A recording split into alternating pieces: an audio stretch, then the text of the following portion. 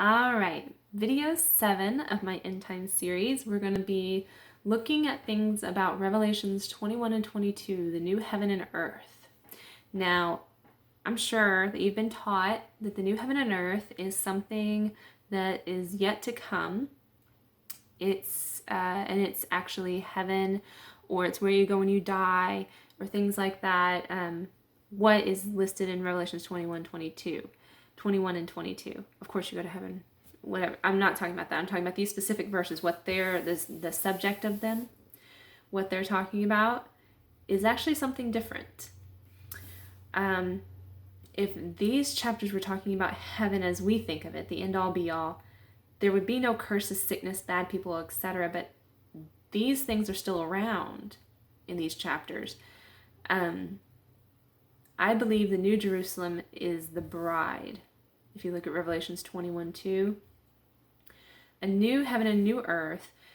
If you watched my other videos, you know that heaven and earth was a term for the temple.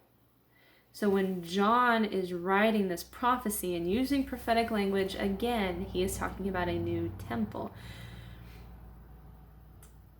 The new heaven and earth means a new temple. There is no longer any sea, because the sea was related to washing up before you entered the sanctuary after you made your sacrifice to the Lord. Jesus put an end to sacrifice and made purification for sins. If you need a verse reference for that, Hebrews. Just read Hebrews. We are the new heaven and earth. We are the temple of God. We are the bride of Christ.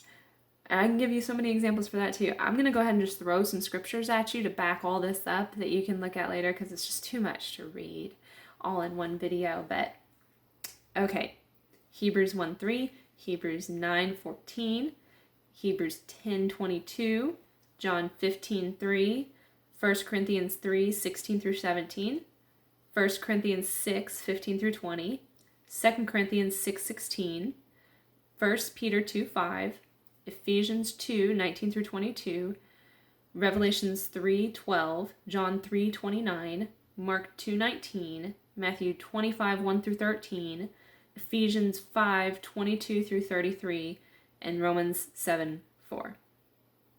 So just pause this video, rewind it, listen to those until you get them all written down.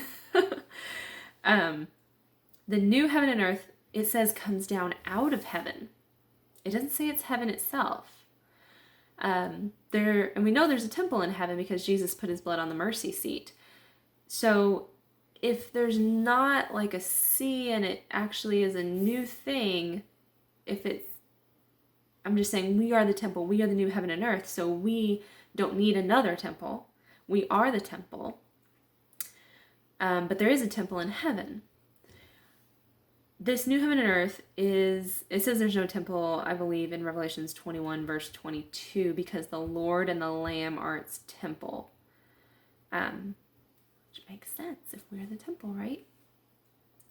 And this is built on the 12 apostles according to Revelations 21:14, also referenced in Ephesians 2:19 through 20.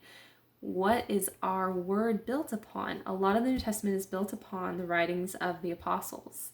And so our foundation of who we are, of course, is Jesus, but it's built upon the apostles, prophets. You see what I'm saying? The church is built upon them. Galatians 4:21 through 31, specifically verse 26, speaks of the Jerusalem from above that is free, not a slave woman to the law. Hebrews 12:22 speaks of a heavenly Jerusalem. Hebrews 12:26 through 28 speaks of God shaking the earth and heavens one more time to get rid of the old so we can receive an unshakable kingdom, which of course I think happened in 70 AD. Christ's body is the temple, and the church is Christ's body. We see that in John 2:19 and 1 Corinthians 12:27. Revelations 21:25. The gates are always open because we're always willing to let people into the kingdom. Revelation 22:2. The leaves on the trees for the healing of the nations. Why would people need healing if this is post-judgment day? They wouldn't. But Jesus said, go heal. Because you carry his light, and so you can go heal people he heals them through you. You know what I'm saying. It's part of your fruit. It's part of the tree. Revelation 22:15. Outside of the gates are dogs who practice magic, sexual immorality, murderers, idolaters, liars. Again, if this is after the final judgment, why are these people there? They'd be in hell. And so if you want to get a better description of what heaven is actually like, look at Revelation 4 and 5. Okay. So I was going to add on to this what's left, but I'm actually running out of time on my phone to film it. My phone's about to die, so I am going to have to make that video number 8 and make it a separate video. But I hope you'll watch it because it is important to know that there is still a job to do. So hang around for that and go watch video number 8.